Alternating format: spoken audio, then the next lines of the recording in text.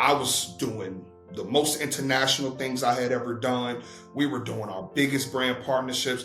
I want to say that 80% of it, Morgan was there.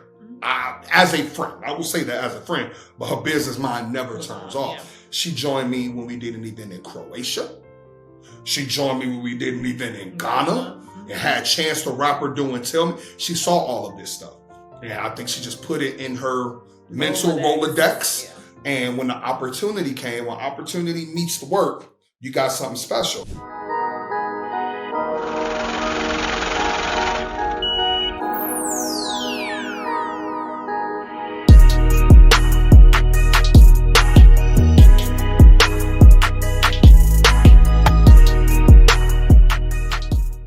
Hello and welcome to Hustle Over Everything podcast. This is a podcast where you receive stories, tips, and tactics from entrepreneurs who have done it. I'm Alex. And I'm Owen Osinde. And today we have a treat for you. You saw the video on our Instagram, one of our highest performing videos ever, actually, right? Bro, I can't believe this is happening, bro. I can't believe it's That's happening. the power of the internet. This is the power of the internet right here, fellas. On the gram, baby. That's a fact. That's a fact. So we have, somebody who I think is going to be a big corporate star in the next few years. You know what I'm saying? I think they're going to be one of the, I said it in the podcast, so I won't even say it now. I'll let you hear it at the end. You know what I'm saying? We have Charles and Shireen in the building. Charles, how are you? Good. Thank you for having us. I'm excited to chat with you guys. Your clip was very funny.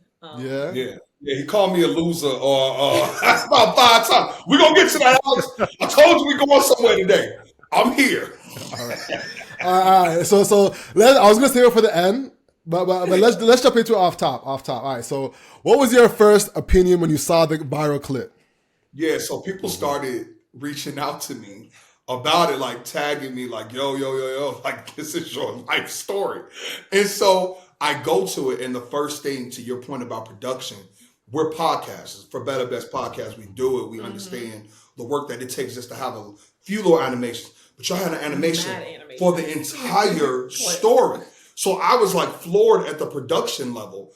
And then I actually like took a second view to really like think about what the story that you were telling, like, this is 10 years of life that we're talking about, from us being dating and her paying, for the meal on her credit card to this acquisition that happened like a month ago. I was like, that's respect. For you to know who Morgan is, for y'all not to be local in America. You know what I mean? I was just like, I like these dudes. And so despite being called, what they call me broke. Call me broke 5 times. I counted. I appreciated you all sharing that story about us, because it is one that I think is important to be told. Like we had nothing. We got together just young folks in love with a dream, with a vision. And I know we're gonna get into it, but like with her by my side, I feel like I could do anything. And literally, I've been doing almost anything, you know what I mean, between her and God. So it's just amazing. It's beautiful. And I really, truly appreciated y'all telling that from across the pond. You're not across the pond, but in the 6. Most definitely, man. Most definitely. All right. So let's take it a step back. How did y'all meet? He was an HR issue waiting to happen Wow. at work. So we met at our first job out of college. We were like financial analysts, and we ended up on the same team together.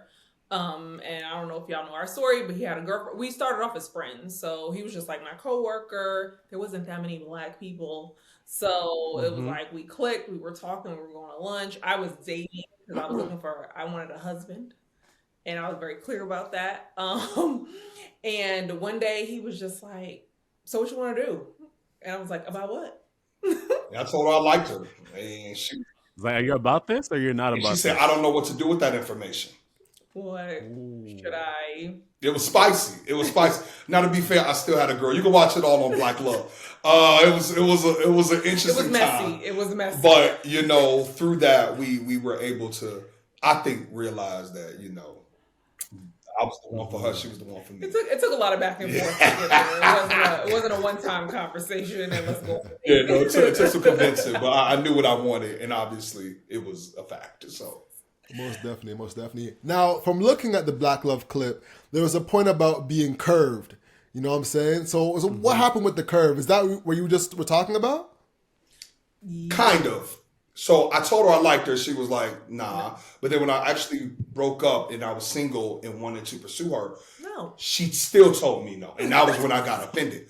That I'm still shocked. I see your face, Alex. You like, how did they get here?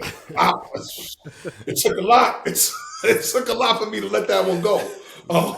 So it really wasn't a curve. Him and his girlfriend at the time they were like college sweethearts. They had been together for a long time. So in my head, I'm like, y'all broke up 5 minutes ago. This is not an actual breakup. Y'all are gonna get back together because that's what people do. We're young. Yeah. And I was just like, I don't want to be in the middle of this when y'all start trying to get back together.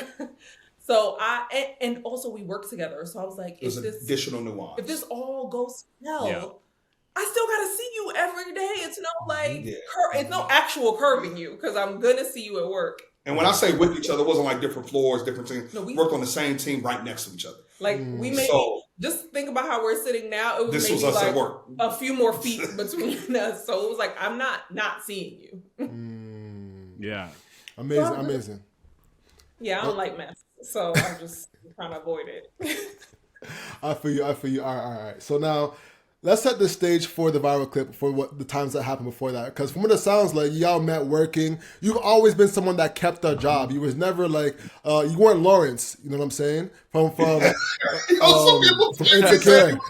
I know it kind of sounded like you're Lawrence, but you were not a Lawrence. Let's keep it. Maybe you're Lawrence towards the end where you actually had a job. You know what I'm saying? So walk through the stages of where you were at before you guys went out that night.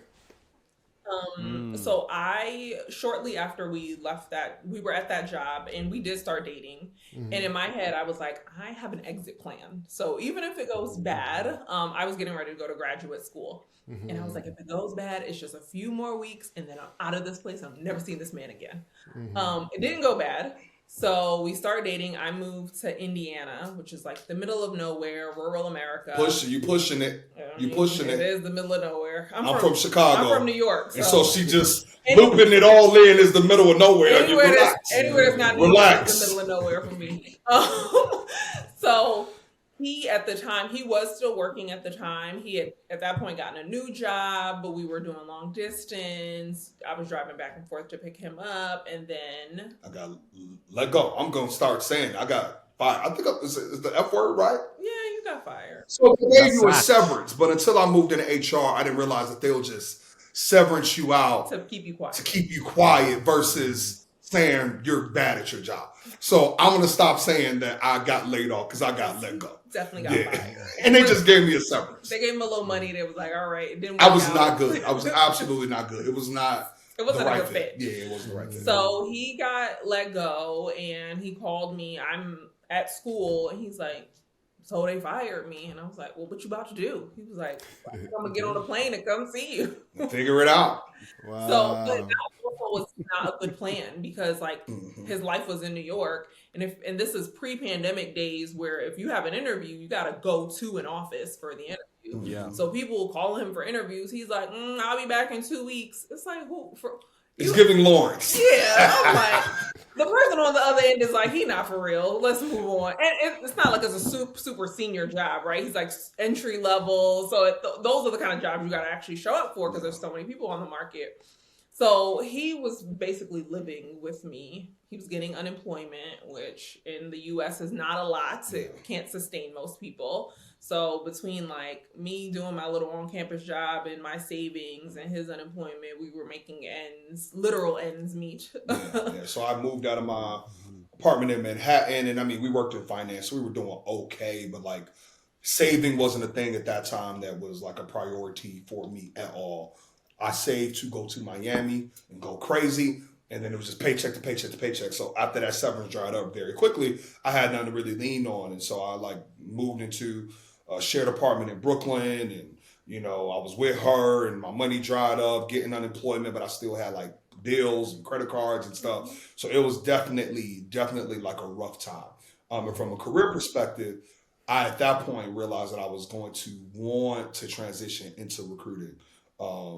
And that was a longer path. I was spent 6 months unemployed before somebody was willing to give me a job to be a recruiter. And in that role, but the story happened while the money dried up. So in that 6 months when I ran out of money, we were at B school, so that everybody's clear as to this, because some of your comments was like, why did he go? I'm gonna clear this up.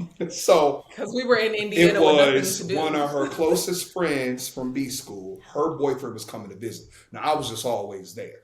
So You should have got a degree. I should have got a degree because I literally spent a year a year there doing nothing but hanging out playing video games. But her boyfriend was coming to town. He's one of her closest friends, so we were all going out together. So why I felt disappointed in that moment is because the guys are supposed to pay in that scenario. That's what I'm saying. Her man's there, I'm there. The bill's supposed to come. 2 cards go. Issue was my card had no money on it. So as they're ordering around, everybody's kicking, good vibes. I'm sweating. Yes, that meme that you put, that's how I felt. So they're like, why did he? Well, it was like, I didn't have a choice. I told her I did not want to go. And she was like, bro, like. So to put this in perspective, Yeah. this is not fancy high dining. Think like probably Applebee's or Ish. Chili's. Yeah. Paying, it's probably maybe $40 per couple. Yeah, I was gonna say $100 total bill. We're getting appetizers. And It's some not. drinks. It wasn't gonna We're be, not getting steak It dinners. wasn't like people going crazy. So But even still, I didn't like that. I was trying to get Jimmy John's, which is one of her campus favorites, to move on, but I got forced into that situation. also, everyone knew he was unemployed. It wasn't a secret that he was unemployed because everyone knew Yeah. Shireen's boyfriend's hanging around campus saying he doesn't go here. Yo, don't hit me, bro. Don't do me like that. So if I paid, it wouldn't have been some shocker. Yeah, but Like, my ego couldn't take it at that time. Like I wanted to. I'm a provider at heart, as Shireen says on Black Love. Yeah. I want to, be that type of person, and so. which is why the comments dragging him, I'm like, y'all, I was fine to pay because I know who he is. Because you know who he is. Yes. That was the biggest Yes. thing, and I think the funniest thing about the comments was that they weren't really paying attention to what we were doing. We weren't trying to big him up. We were trying to big you up, because you recognized where his ego was as well as what he needed at the moment, and stepped in and did what you needed to do to help him through that time. So if he was embarrassed, that would have brought him down further. Versus you didn't let him give up hope and was like, nah, I got you, which was huge at the moment. Yeah. Absolutely. All right. But now the comments went crazy. Anything else you'd like to say to the people in the comments? No, we have a podcast. We've gotten used to it. I just always like to say, you got to listen to, get the full context. Get the context. We cut clips up, and even on Black Love, that's still not the full story. But at the end of the day, like that was a paramount moment, because when I'm thinking about her character, and as men and people who are, shouldn't just say men, but as people who ultimately want to get married, like you got to get comfortable with going to spend your money and making a commitment to spend the rest of your life with somebody. And so for me, character was what I was buying into, not this very beautiful face. Look at these curls. That was cool and all, but it was in those character moments that I said, oh, this is the woman I want to spend the rest of my life with. So it was super important for me to go through those sorts of things because I got to see her character. And I want to say, ladies, don't be paying for these men. Don't be. Oh, here we go. Don't- Here we go. Pay for them. Focus on yourself, King. Because I'm not a pay for him type girl. It was a one-time It thing. was the ones he was going through. It was absolutely. He was going through a tough moment, but he had proven himself before. And even when he was unemployed, he would, if he was getting his unemployment checks, he would spend his last on me. So if we were going out, he would still try to pay. Obviously, it was going to even out because I was going to have to pay once his unemployment. For the next thing, Yeah, yeah. once his I feel you. unemployment. But he was always willing to give to me. So that is why I was willing to give back. I'm not dating no brokies. This podcast is brought to you by Nyorai Cellars. If you didn't know, Nyorai Cellars is the only Black-owned wine company in Canada. Right now, I'm holding the Rosé, the 2021 Rosé bottle. This drink is amazing. I mean, it's perfect for those dishes such as seafood, where you're cooking shrimp, you're having some pasta, whatever it is you're having. Grab a bottle of Nyorai Cellars, the Rosé. If you're having a date night with your significant other, you know what to grab. Grab the Nyorai. Whatever it is, grab the Nyorai. I mean, you will not go wrong with this wine. It's perfect for everybody. If you've never drank wine, this is a great bottle for you. Or even if you're a wine expert, you're an aficionado and you drink everything. I mean, you cannot go in Nyorai. I'm telling you, this wine is really, really good. And even though I'm boosting it this hard, is because I really love drinking it. And I'm someone who loves to drink wine. So whatever it is, whatever the special occasion, check out Nyorai. They have Sauvignon Blancs, they have Rieslings. I'm holding the Rosé right now. They have a wide variety of different collections of different wines you can choose from. Make sure to check them out. The link is going to be in the description. Check them out. Order a crate for yourself, or you can send a gift to someone that you want to gift some wine to. You can't go wrong with that. So Nyorai Cellars, check them out. Link will be in the description. And now back to the show. So you shouldn't date no brokey. Absolutely not. He wasn't like the guy with the movie tickets, right? He was not the movie tickets guy. He was not taking me on coupon dates. So before he got unemployed, he always took me out. He always paid. So Did we freeze? It froze for a quick second. But, Okay. y'all back. All right, awesome. Now, we definitely need to get into the house party. The business. We're a business podcast. And one of the main things that really impressed me was what you built with R&B House Party. I took the time to do a deep dive into it and the acquisition, more than the clip, because that was still so high level, so quick. And first off, let's talk about launching R&B House Party, I actually got the first whiff of it from seeing it posted on Bridget Kelly's page. Shout out Bridget Kelly. Nice. What was your intention launching R&B House Party? The more subscribers we have, the better the guests get. So please hit subscribe. Let's get back into the show. Okay, so I'll go to the initial birth and then the rebirth. So initially, it was an R&B house party, like a literal R&B music focused house party at a house. At my fraternity house, Alpha Phi Alpha Fraternity Incorporated, founded in 1906. Okay. Represent. Y'all know, because it was like disrupting the fraternity party thing that was going on where everybody strolled. It wasn't like engaging. And I wanted an engaging party because I'm from Chicago and that's just how he wants to dance on women. Okay, cool. That's how I grew up. Well, good. Want to catch a bubble. So I created that at the Alpha House and it went crazy. My Neos, they iterated on it, kept it going for a few years. And then in New York, fast forward 6 or 7 years later, it's trap everything. Everything is Future, Migos, 2 Chainz. It's just wild. And I'm not seeing the love. I'm not seeing the vibes that, again, I really enjoy it. And I have love Turn Up. It was good, but it was like every single time it's Millie rocking on Andy Block and the Bobby Shmurda. I was like, can I get a sing? Can I get a vibe? But honestly, the important note is I would have never, ever started R&B house party. That was never something hosting. And obviously people can't even see me not in that light. But this is never something that was on my roadmap, my interest, any of that. She told me that I needed to do this. And I just want to point out before she goes into her reason or rationale why, it's important that you have somebody in your corner, whether that is spouse, whether that is friend, whether that is parent, whether that is business associate, who could see your blind spots. Because our life is literally direct benefit to her recognizing something in me that I did not see in myself, me taking that feedback critically and doing it. The biggest thing you can do, or the worst thing you can do, is not do it. Like failing at it is a learning lesson. That's actually a good thing because then you can grow and iterate. But like not doing is the absolute worst thing you can do.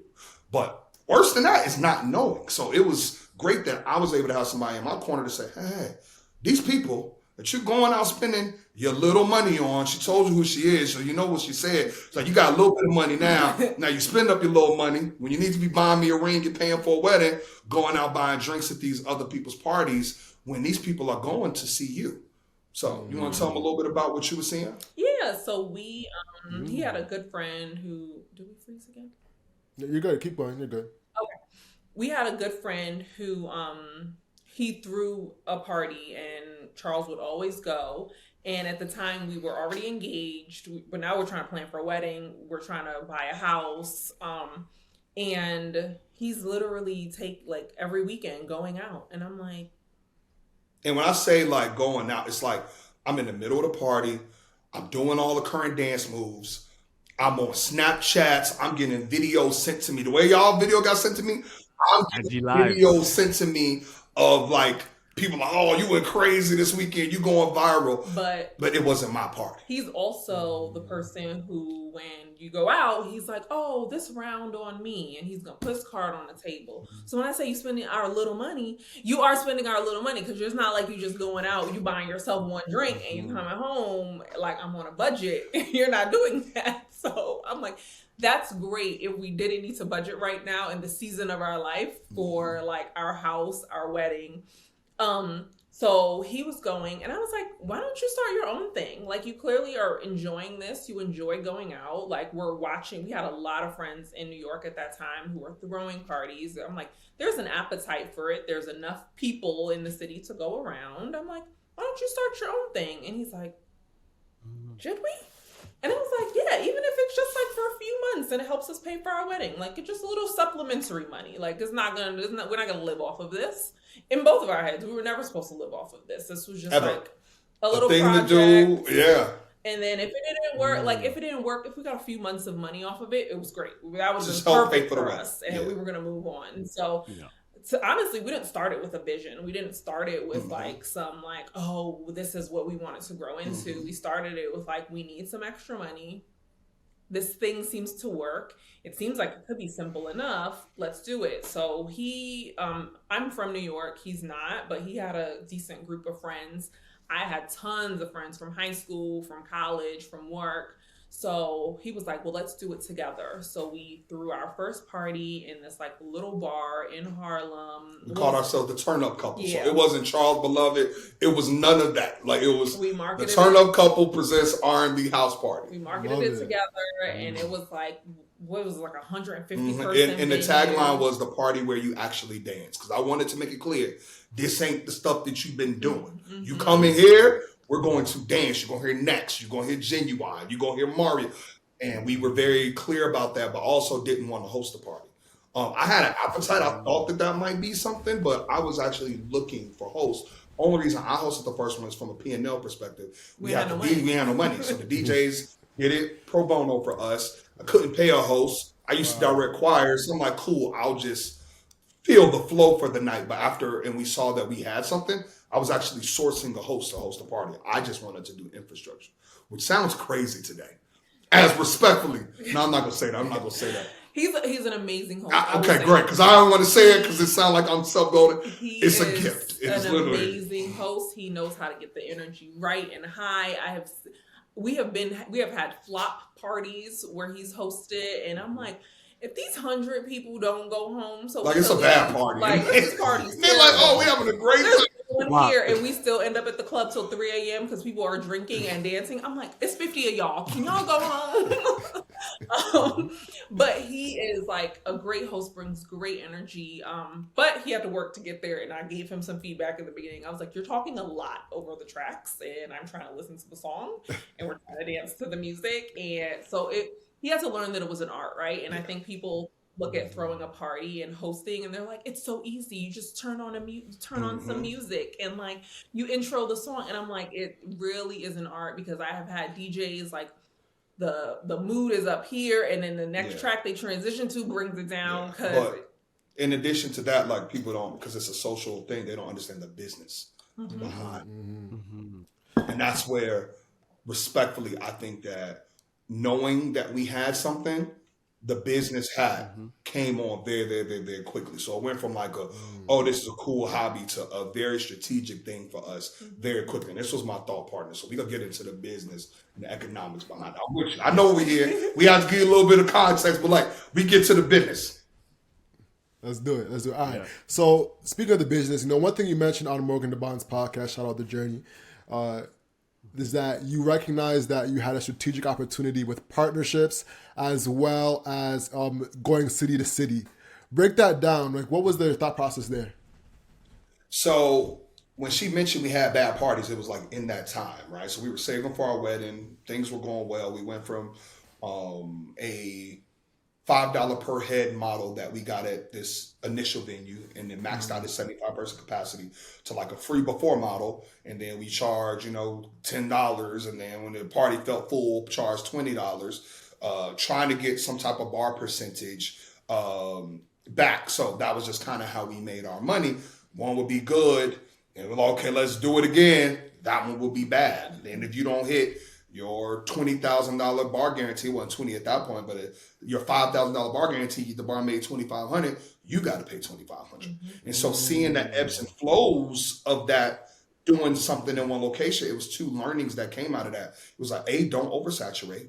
You never want to be the event that people feel like they can miss. So if you do have to be in one market, you need to be giving people something new, something unique in a way that they want to come back to. And that they want to put on that special fit that they saving. I always say, when Charles, you see the Blavity house party, that outfit that you got that you just waiting to wear, that's the event that I want you to be able to wear it to. So it was that. And then secondarily, from a touring perspective, it was clear that, again, if you have to do it frequent, you hit other markets. Because as soon as we started doing this and we were using social to our advantage, IG, Snapchat, etc., all of the people in Chicago, Facebook, etc., we were doing Facebook posts. We had a Facebook page. When are you doing one in Chicago? When are you doing one in Chicago? And I said, oh my God, there's an appetite for this outside of our little bubble, our initial market. Again, risks, financial risks. And because we realized that we wanted to do this, it was never an appetite for me to quit my job and do this full time, because we were taking actual money from out of our account to finance this. What I realized about the experience is that it was unique, and what we were building needed to have some level of consistency if we toured. So that meant paying for 5 flights. That meant, especially, and you all are going to line to this, the output of like our post recaps, our digital marketing, our fly. I wanted all of that to feel the same. So I flew out my same photographers. I flew out my same videographers. I didn't want it to feel different for anybody. I wanted my recap to feel the same. Never wanted booty shaking in my recap. I need my guy who knows how to show that it was a good time, so that people in the other markets, as we're going and expanding, want to be a part of it. So it was a very strategic thing. And so it wasn't like a profit driver for us. We got through the wedding, which was like July. We started this in like February. But after that, it was like, okay, let's focus on building and not making money. And so we were just like constantly reinvesting. We would do one, some would be good. Then we moved to the Bay. And then the Bay one was bad, but we got a new listserv there. Then we were like, let's try in Atlanta. And so we were building like opportunistically some different listserv and like, pardon me, I want to block your face, building up some followings in these areas. And then the brands start to be like, oh, can you do an event for us in Atlanta? Can you do an event for us in Chicago? Have you ever done an event on the West Coast? Actually, yes, I did one in the Bay. Granted, it didn't go too well. They don't know that. but I did it. But I do it. So can you market it? Absolutely, I can. And then I started getting checks from brands where bar revenue didn't matter. You didn't need to charge the ticket. They're giving you 50% upfront before you even walk inside the door. And that's when I said, oh, I like this. This feels right to me. And so we became obsessive with identifying brand partnerships based off of, I'm gonna say the CRM, but like we started building like a relationship management, applicant tracking system. We had the demographic. I'll just say demographic. Yeah, you can say CRM. Listen, we salespeople. We know CRMs. We know HubSpot. I started building. I wanted to know where these folks ate, where they slept. We sent end of year surveys with, you know what I mean, with like, oh, we'll give you a bottle, we'll give you a drizzly. Drizzly wasn't out at that time, but hey, fill out our survey. And so we started to want to know everything about these people so we could build a deck. And that was when we started to transition. So Shireen is my amazing strategic third thought partner. But she kind of started to phase out a little bit and focus on home and allow me to be able to do all this traveling. And then I brought on a true COO, my business partner, Kareem. And then he and I, we were like, let's get to it. And that's kind of how it So Charles, like, you love partying, like you are doing, like you got into this, so you love partying. Walk us through that transitioning to making this like a business. Like, did your love for partying go, I mean, it's still probably there, but were you partying as long as you're doing these other events? Like, how do you separate business and actually having fun at the same time and combining both of those things that you love It's a great together. question. She gonna smile because it's not fun for me. It's a job. We're It here is to work. work. It's a job. It is work. Period. Point blank. And I wish, because I'm just a fun person, people got to see the aftermath of what I give. I put on performances, right? And then not just that, I don't just operate as talent, which was the biggest blessing ever for me to ultimately be talent and also business owner, because, you know, economically, it was amazing. I have to think about it. It wasn't a brand risk, because I'm not gonna do nothing stupid to mess up my own brand. But if somebody else was the face, you're at the whim of their ability to see your vision or be brand safe. No. Charles is the brand. Yeah, we good. But also on the CEO, all of the pre-work that goes into it, meetings and the logistics. I'm running all of that. Then the day of, I actually have to execute and be on stage and be talent at a party. So when it's done, I'm literally like Done. frozen in time, tired by putting that together. And then you add on the fact that I'm doing that 18 to 20 weeks a year. It was literally insane. So it was not fun. Like, it is a fun field, and I smile and I laugh and I kiss babies, but I'm very meticulous. And if there's a follow-up podcast by my guy Will Lucas, is called Black Tech Green Money, where we got into like the ethos of the party. He was actually like, yo, I saw you screaming at your DJ because they missed a drop, but nobody in the party knew that, because I'm like really curating these events. So again, and I tell my team, oh, you always so angry. It's not fun. It's a job. We're here to work. People paying really good money. Brands are paying real American US dollars for us to be able to curate these experiences for people and for them to walk away feeling good and positive about that. So I don't play with that. It is not a game to me. Yeah. And I will say, people think because it's a party, it's fun, but I'm like, y'all got to think, if the party starts at 9, we're there at 8. Yeah, we're not the club promoters. I don't pull up at midnight and the party halfway and full. No, that's a different type of thing. And good shout out to those people. We run a business. And then if the party ends at 2, we're there till 2:30, making sure it ends, talking to the manager, like, yo, let us know the final bar, right? Like, so even me, like, I'm not sitting in the section waiting for telling him, can you let the bottles come out?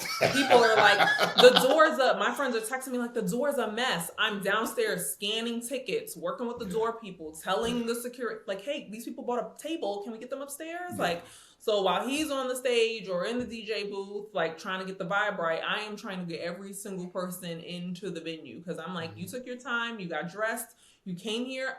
You might have to wait a little bit, but I want to make sure you get inside the club. So customer service is like P0 for us. Yes. Yeah. It is a whole moment. You know, it's not partying. You are having an event business, you know. And one of the main things that goes throughout is just focus. You are just focused on everybody being served, and you're trying to just juggle, making sure everything's happening. I've done it, and it is treacherous. Yeah. Now, moving forward, enters Morgan Debaun. Yes. Did you pitch her Afrotech? I did. So the first year, we attended Afrotech as an attendee. It was like the second or third Afrotech ever. But we just went as attendees, and it was insane. All the parties were lit. All the conference speakers were lit. It was the best time of my adult professional life. And so they did not need me whatsoever. I want to be very clear. And I thought I was throwing, in my opinion, the best little R&B parties in the world at the time, right? Mm-hmm. So I reached out to her and I said, hey, I just had the time of my life. We had mutuals. We had met prior to. I was like, here's my deck. Here are my photos. Here are my videos. She never had been. She never experienced it. Had no value in giving me a shot. But all of that stuff. Hold on. I'm taking a step back. When I say pitch Morgan Debaun Afrotech, I'm saying when you met Morgan Debaun, you pitched her Afrotech, like, oh, yo, you should go to this thing. Is that? Yes. He was embarrassed and came. That was an embarrassing moment of my life. I did pitch her to attend Afrotech. I did, because I heard about it. Wow. And everybody made it seem like the thing to do. And when I met her, she was just like, I'm in tech. And I was like, oh, well, you should come to Afrotech that's coming soon. She was like, Oh, really? Tell me about it. Tell me about it. That is a classic Morgan Schroll moment. So I did pitch her in that regard, but I also pitched her thereafter, attending the first one, R&B Okay. House being at Okay, yeah. House. Wait. All right. So moving forward. Walk us through that pitch, because that pitch is a game changing pitch, right? What made it? What in your opinion made it the game changing pitch that it was? The person. She had already met me. I would assume she liked me. We ended up building a friendship thereafter, but we were not friends at that point. But she did probably, have positive things to say about me. And if she, checked my Carfax with our mutuals, they also probably had positive things to say about me. And if they went to my event, had a good time. So I would just say brand reputation matter, passing the front page test matter, but then my consistency of what we deliver from an asset perspective, she never been, but you could feel the vibe. You can't fake energy. You can fake a lot of things, but energy is not something that can be faked. So if you're looking at the recaps and you just see people standing around bored, sipping hookah, doing this at the screen, that's not dancing. That's not singing. That's not, like, you can't fake that in the recap. That's a fact. So, and our team knew how to capture that. So she saw it, reviewed it, and I think those two things together was like, hey, let's give them a shot. But it wasn't a big shot. It wasn't a 1,000-person party. It wasn't the kickoff party. It was the brunch Sunday when everybody was leaving of 150 people. But I took that as an opportunity. I didn't have an ego hit. I don't even throw brunches. I threw like one brunch, Christmas. It was like New Year's Day. It was like the hangover brunch.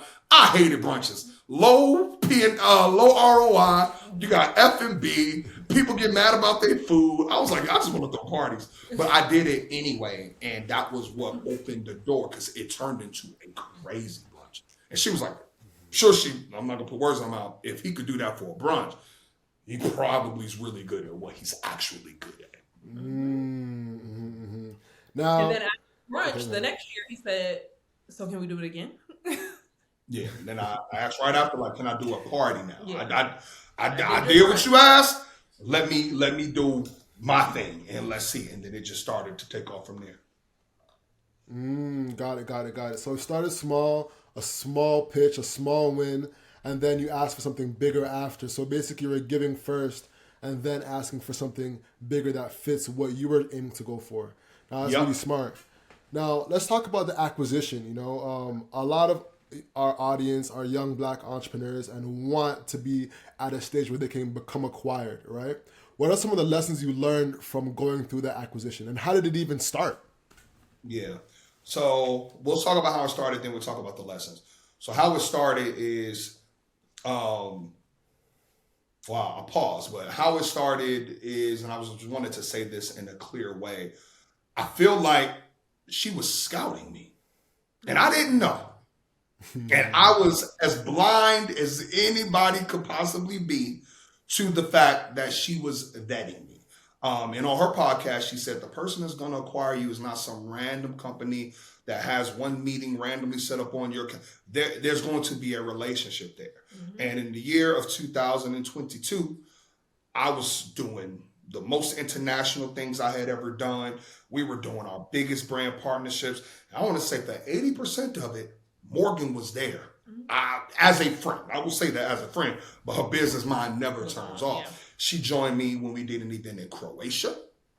She joined me when we did an event in Ghana and had Chance the Rapper do and tell me. She saw all of this stuff.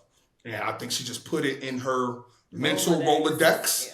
And when the opportunity came, when opportunity meets the work, you got something special. And opportunity came because I got laid off. And she was transparent after the fact and telling me that she would have never asked to acquire me unless I was willing to do this full time. And as long as I have my day job, I was never going to be willing to go full time at this. And she said, for you or person X to be able to deliver what I'm going to need them to deliver, I need all of their mind focused solely on this. So the day I got laid off, she had her Rolodex locked in mentally of what we were capable of. She didn't have the financials, but she could do math. She could look at the people. She could look at the reach. She could look at the like count, all of that. And she said, hey, come to Death Row. So that was literally how it came about. Now, as far as the learning lessons, number one, business folks. Everybody want to call themselves a business folks CEO, but is your business in order? Are you a business person if your business is not in order? So get your business right. I thought my business was right, but until you get a due diligence checklist in your inbox where you have to give them everything short of your social security and your firstborn, you will realize there's a lot more business to business. So, future growth projects, like there were things that we just put off because we're in go mode. So I would say have annual planning sessions, whether you were doing a podcast, whether you're doing a party, whether you actually have a product, a tangible product, like end of year look backs. And I had a team. It wasn't like I was just doing everything by myself. We would just put it off. Now, again, we had an accountant. He's like, bro, have a data room. Have a data room. Here's the link to the data room. Say, hey, cool. I'm going to just pay you, do my taxes. Make sure I ain't got to pay the crazy bill. Trump me out. Help me out. Give me the Trump. Give me the Trump and we good. But like I should have had all of that stuff together, consolidated, all of our financial reports, an understanding of that stuff. Because we did not, we had to do a crazy sprint. And we had our business together to a certain extent, but it wasn't perfect. So if you're starting out, you're early, mingling or mixing in your stuff, which what we did at the very infancy of R&B House Party. It was all of our accounts, all of our money. Year 2, 3, we got a crazy tax bill. It's like, oh no, I don't like this. I was like, oh, because you should have a business account.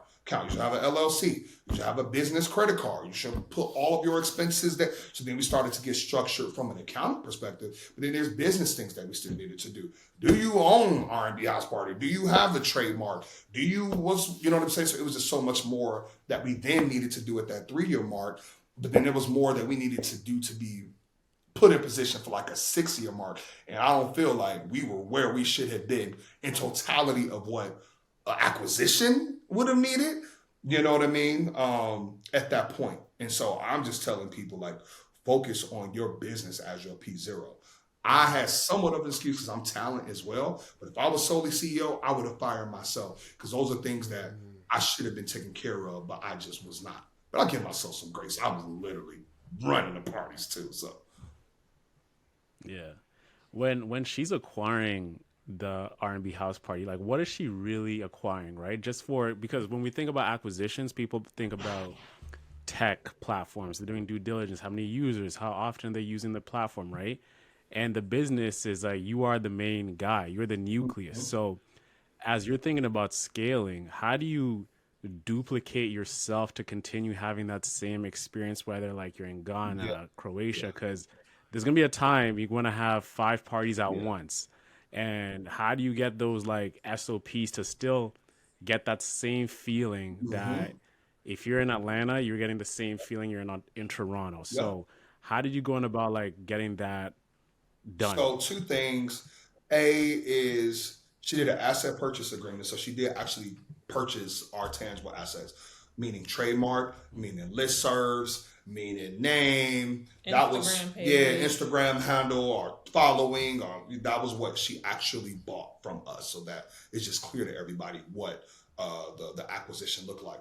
But as people ask me whenever I was telling them, I'm getting acquired, I'm saying she's acquiring vibes. That's literally what I felt. But to be clear, I'm a senior level employee at the company. So it was twofold, and I don't know that somebody else could have strategically fit into this space as well as I did, wearing 2 hats. I was a senior person in tech for the last 5+ years, but also a CEO at night and also talent. So I'm actually signed in 3 different capacities within Blavity. I'm signed as an employee. I have my responsibilities as a Blavity House Party partner, and then I am Charles Beloved, the entity, as talent. But of those 3, the least important is Charles Beloved, the talent, because I'm sitting more in an executive producer seat. Along with the team, we feel very strongly about the brand and the mission and the vision. And that's not just a Charles thing anymore.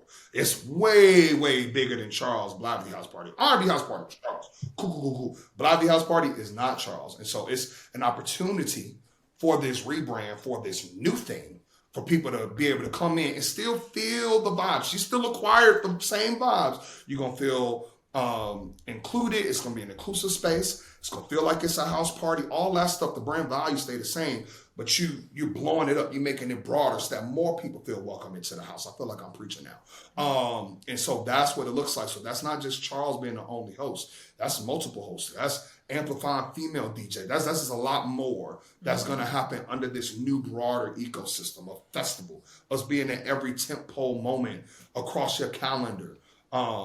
Trying to get to Carabana. It was one of my favorites. Oh, bro, come on. You know I'm Jamaican, bro. Come on, stop that's it. actually what it ultimately looks like. Is it's not about me anymore. It's about we, and there's an incredible we out there that we're gonna be able to use our new platform to benefit the community. You know, I completely see the vision. You know, Blavity has Afrotech, and Afrotech has become a monster when it comes to having events, from the organization when it comes to, you know, the line management and the logistics, all the intricacies of having a successful event, and applying that to a festival and combining your skill of being able to curate culture and applying that to the logistical prowess of Blavity in order to, you know, capture partnerships. Putting that together, I see that being like a big win. So it makes a lot of sense when you think about it from that perspective. And I only see big things happening in the future. You know, it's like the opposite of what's that Ja Rule? What's that Ja Rule thing you tried to do? Firefest? It's like the exact opposite of Firefest. You know what I'm saying? So most definitely. Now, working towards wrapping up, you know, I want to make sure I'm respectful of you guys' time. You know, Shireen, for the guys like us that want a woman that would support us, what are some of the traits and qualities that you think we should make sure we're maintaining to attract a woman that would support us through our journey? Yeah, so I think Charles, the one thing I saw in Charles really early on was that he cares very deeply for people. Even when he was talking about R&B House Party, he was like, you know, I wanted to create a vibe. It was less about the money. So I think he has a heart for people. And to me, that's something like you can't fake that, right? Like if you care about people, you care about people. I've seen him when we were, you know, making no money, still give a homeless person some of his money. So I think for me, it was like he had a lot of good intrinsic qualities. He's a man of integrity. He's a man of loyalty. Like all those things were super important for me. And then, yes, I was like, this guy's super passionate. I think he has a lot of drive. I think that drive fell off when he got unemployed. But I was like, I think he needs something to spark the fire again. And when he got his next job after unemployment, it was a hustle job, right? Like he was in a kind of a salesy kind of role. Agency recruiting. He was agency recruiting. So the headhunters that call you, like, I'm working with a client that has a role. And you're like, who's the client? I can't tell you. But he was able to take that job and turn it in, like literally double it. So to me, I was like, he got a little hustle burning in him. And I know that was something that was important for me. I grew up in it was just my mom that raised me. And I was like, I'm not about to live like that. So we got to get it how we live. And I was like, I think together we can do something amazing. But also I was in my 20s, right? So like that hustle spirit was like fun then. Cause like we don't have any, I think now when we're in our 30s and I'm talking to my friends, I'm like, yeah, you should want to date a man who's a bit more established. All of my friends, the females are established. So I think you also need to kind of date where you are, right? Like, so my female friends, they want a millionaire, but they want someone who can like support them, take them out to nice dinners, maintain a nice lifestyle. I think that is completely okay to want. And I think as a man, you know, we see all these memes like, oh, I didn't have no money to date. I'm like, that's okay too. Like, either be honest, like, hey, right now is a downtime. I'm trying to do this. I can't afford to take you to a super fancy dinner. Let's do something smaller. There is a woman who will be like, okay, that's cool. I respect your honesty. Like, let's go get coffee. Let's go get Starbucks. I think the worst thing you can do is like, provide a vibe that you can't maintain. Don't take me to a nice fancy steakhouse on day one, and day two you try to take me to a taco truck. And it's not to say that like there can't be taco truck dates, but I'm like, you started a vibe, you got to maintain that vibe along the way, right? That's the vibe that I'm like, oh, okay. Day one, I'm like, oh, this is fancy. Oh, look at these prices. Like, this is kind of Now look at these prices. I mean, Wow. We have to do a part two. Do a part two on the methodology. but I think for guys, you need to be honest about where you are in life, who you are as a person. Like, if you're in school, I'm in school. That's going to tell me as a woman, like, okay, he has future earning potential, but it might be tight right now. So, and I think the right woman will meet you right where you're at. Big gems, big gems. Awesome, y'all. Well, man, thank y'all for joining the podcast.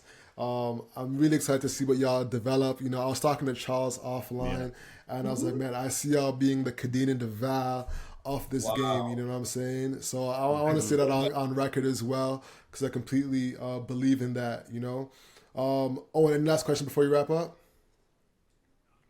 No, man, I think we covered everything. And just to be respectful of time, like, it was a great I conversation. appreciate it, man. This was dope. Again, thank y'all for our clip. Keep growing, keep killing it. We're gonna be tapped in and connected. Y'all homies now. And I would just say, key takeaway, keep doing that highly produced clip styles. Like, that was the most beautiful, immaculately done thing I have seen on the internet in a long time, and I mean it. And I spend my day on Instagram. It's part of my job too, so don't think I'm gonna do it. Keep up the great work, man. Y'all got a great thing going here. Awesome, y'all. Y'all take it easy. The hustle is what you can't control, so control your grind and control your life. I'm Alex. And I'm Moino Sende. And we're Charles and Shireen. Charles, I love you. You know the vibes. Blavity house party. We out. We out, y'all. Peace. Peace. All right, Y'all have a y'all. Thank you so much for checking out this episode. Make sure you visit hustleovereverything.co and cop some fire merch that we have in the store. And then we'll see you in the next episode.